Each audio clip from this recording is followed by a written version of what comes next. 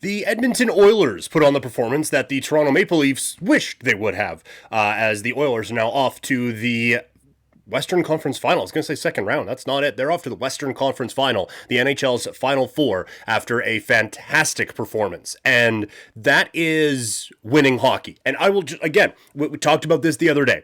I was hard on the Oilers. I have been hard on the Oilers. I did a video about how the Oilers were ruining Connor McDavid. So this is certainly not coming from Oilers fandom or anything like that. But you got to call it like you see it. And that was every cliche you want to put in, whether you want to talk about winning hockey or playoff style hockey or whatever it is. When it came down to winning time, the Edmonton Oilers did exactly what they needed to do. And kudos to them for being able to do that. And look, we when you put out that top six as your defensive unit, you're not going to be winning the overall battle a whole lot on the NHL video game. But that was one of the better defensive performances we have seen from the Oilers in a very long time. And the fact that it's coming without Ekholm, it was a complete team effort, what they were able to do against a really good Vegas Golden Knights team. Not a Golden Knights team that we are used to from years past or anything like that, but from a very, very good Vegas Golden Knights team. To be able to shut them down and play that defensive style was great. It's certainly not a strength of theirs, but a great job in being able to do that. And then the chances start to open up, and you could see that that was the style of game that they were more comfortable in, right? Like we talked about in the UFC breakdown from earlier today, if you watch everything, the Jack Della Maddalena against Bilal Muhammad fight, where both guys fought at the other style and did pretty well, but then one did a little bit better at keeping it their own style. And that's kind of what this game was, where the Oilers, I thought, did really well in the defensive battle that the Vegas Golden Knights kind of dragged them into in this game. But then also when it came down to the flying around, like Vegas did pretty good in that part, but Edmonton was just so much better when it came to creating all those opportunities and stuff like that. So when this game finally opens up in the third period, you can really see where this team starts to shine, and they would start to take over, and then eventually they are able to break their way through. And so being able to play that fast-paced, high-scoring style while also being able to play the playoff style of hockey that everyone talks about, it's really impressive. And again, I didn't see this coming. It is such a dramatic turnaround from where they were at the end of the Kings series. Not at the end of the Kings series, at the beginning of the Kings series, where they're down 2-0. They made that comeback in game one, but aside from that, like they got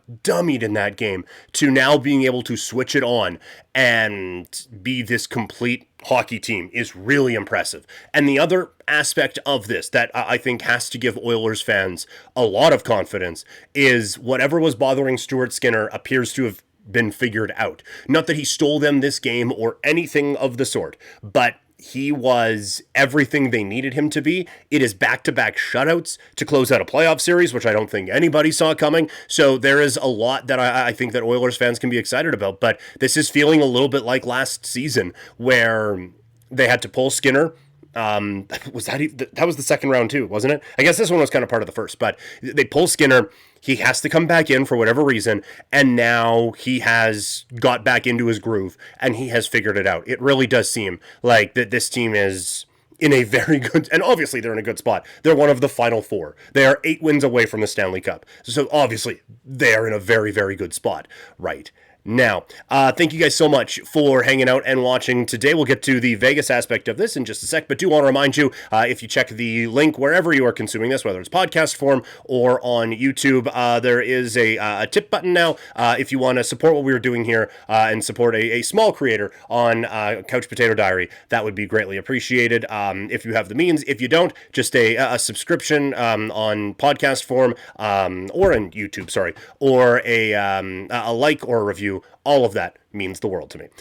So lots of questions about the Vegas Golden Knights. Now, this team is always aggressive when it comes to roster construction, and I would assume they are going to be again this year. They have a decent amount of cap space to make a bit of a push, and they need some scoring if they want to hang here in the Pacific. I think the Kings are going to probably be aggressive as well. I think the Flames are obviously on the come up, and depending on the reports that you believe, are going to be aggressive.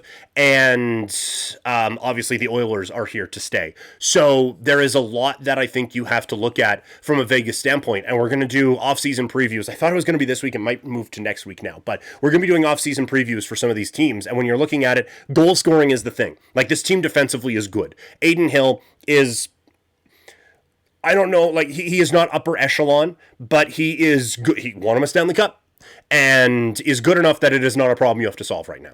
So if they can go out, get some scoring help for Eichel, I think they need some high-end scoring, and I do think a little bit more in the depth would help out as well. But this is a team that obviously is going to be aggressive. They are going to be creative, and I think they are licking their chops at the situations that are happening in Canada, quite frankly. When you are looking at what is going on with Mitch Marner, when you are looking at what is going on with Brock Besser, you can really see how this whole offseason could take shape in a Vegas Golden Knights sort of a way. So definitely a team that you need to watch out for when it comes to the offseason. And we'll be looking at the offseason. Like I said, thought it might be this week, but it'll be next week.